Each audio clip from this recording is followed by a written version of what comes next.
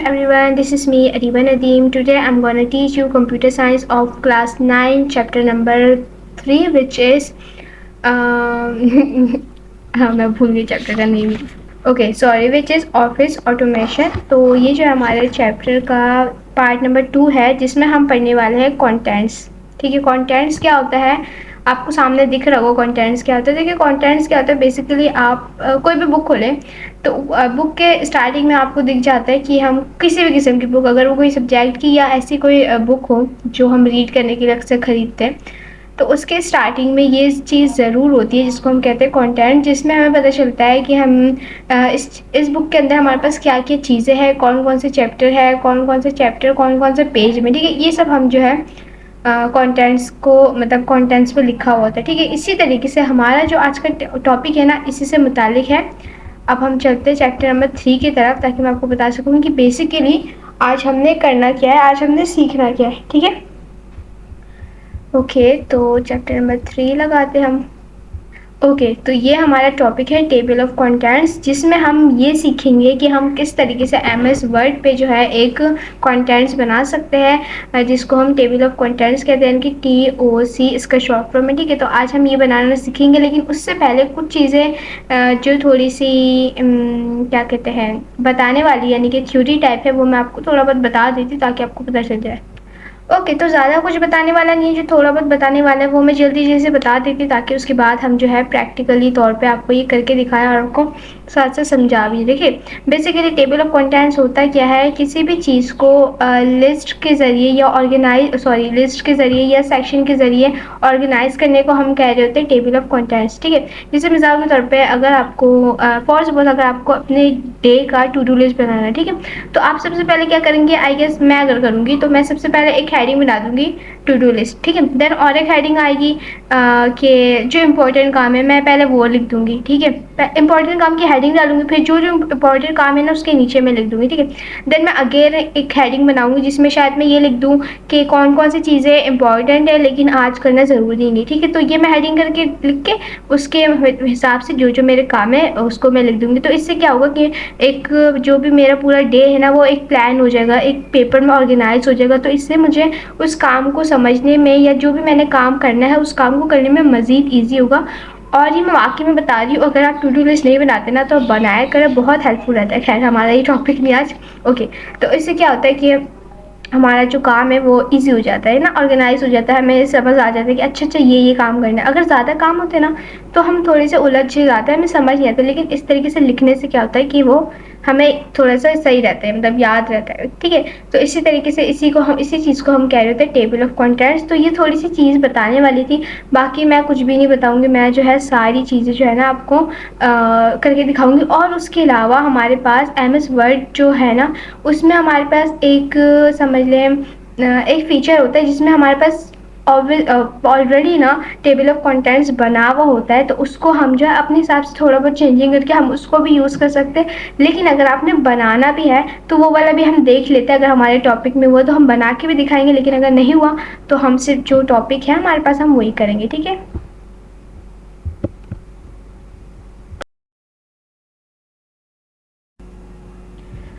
Okay तो मैं again बता देती हूँ. पहले यहाँ से जो है हम कोई भी टेबल ऑफ कंटेंट लेते हैं, ये वाला ले लेते. ठीक है, ओके फिर यहाँ से स्टार्ट करते हैं हम.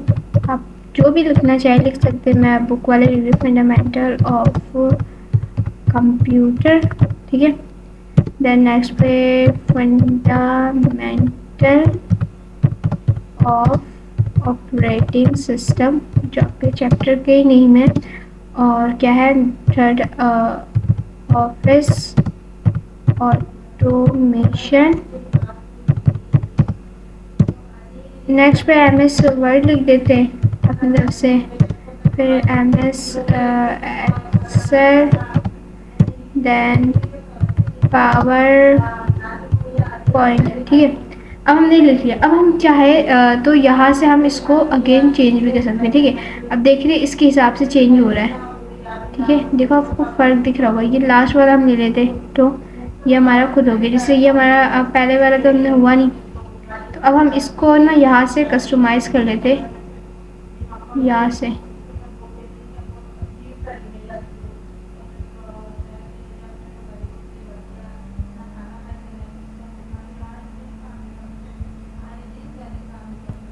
ठीक है, यहाँ मैं लिख देती हूँ फंडामेंटल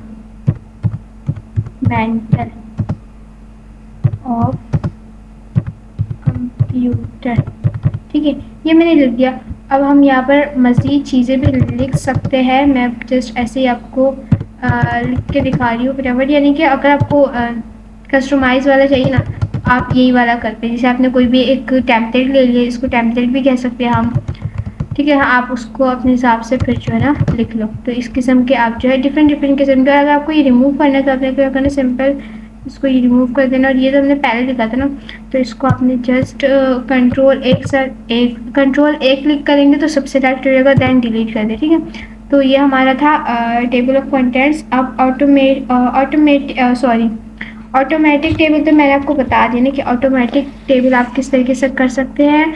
इसके बाद जो हमारा है मैनुअल टेबल। ठीक है, मैनुअल टेबल क्या होता है ये मैं आपको बताती हूँ अभी।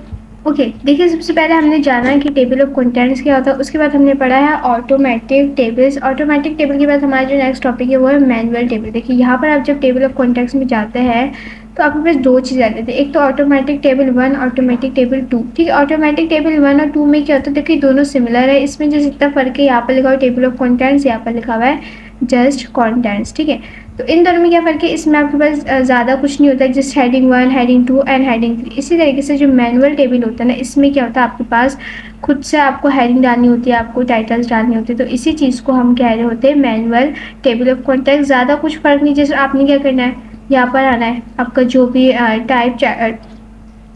लेवल 1 का जो मतलब चैप्टर का टाइटल है वो डाल दे, फिर इसमें आपको कर ले, फिर इसमें, फिर इसमें, फिर इसमें, फिर इसमें। ठीक है, यानी कि जस्ट जो मेन फ़र्क है वो ये है कि ऑटोमेटिक टेबल में क्या होता है कि आपके पास जस्ट 3 हेडिंग होते हैं, लेकिन मैनुअल में क्या होता है, आपके पास हेडिंग्स तो अलग अलग होते हैं, इसके टाइटल्स भी अलग अलग होते हैं, जिसको आप अपने हिसाब से खुद से कस्टमाइज़ कर सकते हैं। जस्ट इतना सा फ़र्क है हमारे पास किसमें, ऑटोमेटिक में और manual of table of contents में, जस्ट, और कुछ भी नहीं है। ठीक है, जैसे मैनुअल में हमारे पास थोड़ी सी डिटेल में चीज़ें आ जाती है, जैसे यहाँ पर हमारे पास टेबल भी आ गया, फिर हमने जो है लेवल्स आ गए। इसमें लेवल से मुराद आप ये कह लें, जैसे कुछ बुक होते हैं ना, जैसे कुछ चैप्टर जिसको पार्ट्स में तकसीम किया गया होता है, समझ लें उस टाइप के लिए, यानी कि डिटेल वर्क के लिए आप जो है ना ये वाला यूज़ कर लें। तो मुझे उम्मीद है आपको ये जो है टेबल ऑफ कंटेंट समझ आ चुका होगा। हम जो है इसको क्या कर देते हैं, रिमूव, क्योंकि हमें इसकी नीड नहीं है। ओके, तो इसी के साथ हमारा जो नेक्स्ट टॉपिक है वो हमारे पास क्या है, typing in Urdu and Sindhi language. तो ये क्या, ओके, तो हमारे पास आपने देखी होगी जिस तरीके से मैंने आपको लेक्चर के जो फर्स्ट हमारा जो पार्ट उसमें मैंने आपको बताया था कि एमएस वर्ड के ज़रिए हम जो है, ये हमारी जो बुक्स है एमएस वर्ड में ही हमारी पूरी बुक का हम जो है डॉक्यूमेंट बना रहे होते हैं, पीडीएफ बना रहे होते हैं, यानी कि हमारे बुक का जो भी काम होता है, जैसे सारा काम उसी से होता है। या फिर अगर हमें लेटर लिखना है, एप्लीकेशन लिखना है, सीवीज बनानी है, या कोई क्वेश्चन पेपर, कुछ भी। ठीक है, तो ये सब हम काम किससे कर रहे होते हैं, एमएस वर्ड। इसी तरीके से आपको पता होगा कि कुछ हमारे जो सब्जेक्ट्स है, कुछ इंग्लिश है, कुछ उर्दू है, कुछ सिंधी भी है। तो देखिए इंग्लिश वाला तो हम कर लेते हैं, लेकिन हमारे पास एमएस वर्ड 2013 या 10 में ये वाला भी होता है, मतलब एक हमें एमएस माइक्रोसॉफ्ट जो है प्रोवाइड करता है कि हम डिफरेंट किस्म के लैंग्वेजेस भी जो है ना इसमें इस्तेमाल कर सकें, यानी कि एमएस वर्ड में इस्तेमाल कर सकें। ठीक है, जैसे मिसाल अगर कोई पेपर है उसमें मुझे सिंधी में बनाना है तो मैं सिंधी में लिख सकूँ, या उर्दू में बनाना है तो मैं उर्दू में लिख सकूँ। ठीक है, तो एमएस वर्ड हमें ये सहूलत देता है कि हम डिफरेंट डिफरेंट किस्म के जो है लैंग्वेजेस से अपना जो है डॉक्यूमेंट बना सकते हैं। अब क्वेश्चन ये बनता है कि इसको कैसे करें। ठीक है,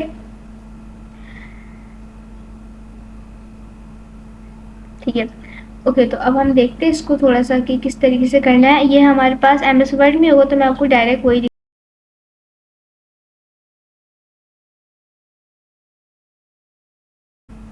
ओके, तो ये हम जो है एमएस वर्ड हमने खोल लिया। अब हम देखेंगे, मतलब देखेंगे नहीं, जस्ट सीखेंगे कि किस तरीके से हम जो है अपने एमएस वर्ड के अंदर कोई सी भी लैंग्वेज को चेंज कर सकते हैं। ठीक है, देखिए सबसे पहले आपको यहाँ दिख रहा होगा फाइल लिखा होगा, इस फाइल में आपने क्लिक करना है, क्लिक करना है जैसे आप क्लिक करेंगे आपको सबसे लास्ट में दिख रहा होगा ऑप्शंस। ऑप्शंस पे आपने क्लिक कर देना है। ठीक है, ऑप्शंस पे क्लिक करने के बाद यहाँ पर हमारे पास बहुत सारी चीज़ें हैं, जैसे general, display, proving, save, languages, advance, तो आपने इन सब पे ध्यान नहीं देना। आपने जैसे सिंपली क्या क्लिक कर देना लैंग्वेजेस। जैसे आप लैंग्वेजेस में आ जाएंगे आप देखेंगे यहाँ पर जहाँ लिखा हुआ है इंग्लिश यूनाइटेड स्टेट, ये डाउनलोड इंस्टॉल है, ठीक है। लेकिन अगर आपको यहाँ नीचे ऑप्शन आ रहा होगा उर्दू, यानी कि उर्दू पाकिस्तानी उर्दू, तो ये इंस्टॉल नहीं। तो आपने जैसे सिंपली अगर आप नॉट इंस्टॉल है ना, तो इंस्टॉल पर क्लिक करें, ठीक है। तो ये क्या कहते हैं डाउनलोड हो जाएगा, लेकिन मैं नहीं करी डाउनलोड क्योंकि फिर वो लॉन्ग प्रोसेस हो जाएगा, ठीक है। तो इस किस्म का करके जैसे आप डाउनलोड कर देंगे तो ये आसानी से इंस्टॉल हो जाएगा। फिर आप क्या करना है, आपने जस्ट यहाँ से थोड़ी सी चेंज ही करनी होगी। जैसे यहाँ पर आपने लैंग्वेज चेंज करना होगा, लेकिन मैं यही रख रही फ़िलहाल। आप यहाँ से लैंग्वेज चेंज करेंगे जस्ट, फिर यहाँ से भी आपने कर देना है कि और भी है लेकिन यहाँ पर, ठीक है। तो आपने क्या कर देना है कि सिंपली कर देना ये इंस्टॉल। तो ये इंस्टॉल हो जाएगा तो आपका उर्दू वाला भी कीबोर्ड आ जाएगा और आपने जस्ट ओके प्रेस कर देना है। तो इससे हो जाएगा, लेकिन अभी मैंने किया नहीं, लेकिन मैंने ही कर लिया अभी, ठीक है। और ना मुझे भी नीड है, बस मुझे आपको बताना था। तो मुझे उम्मीद है आपको ये जो है पार्ट समझ आया होगा, आपको समझ आया होगा कि हमने किस तरीके से टेबल ऑफ कंटेंट्स बनाना होता है। आप अपनी भी क्रिएटिविटी थोड़ी ऐड कर सकते हैं। और हमने जो है किस तरीके से एक सिंधी लैंग्वेज, सॉरी सिंधी कह रही हूँ, एक न्यू लैंग्वेज अपने एमएस वर्ड में जो है इंस्टॉल कर सकते हैं। मुझे उम्मीद है ये वीडियो आपके लिए बहुत हेल्पफुल रही होगी। अल्लाह हाफिज़।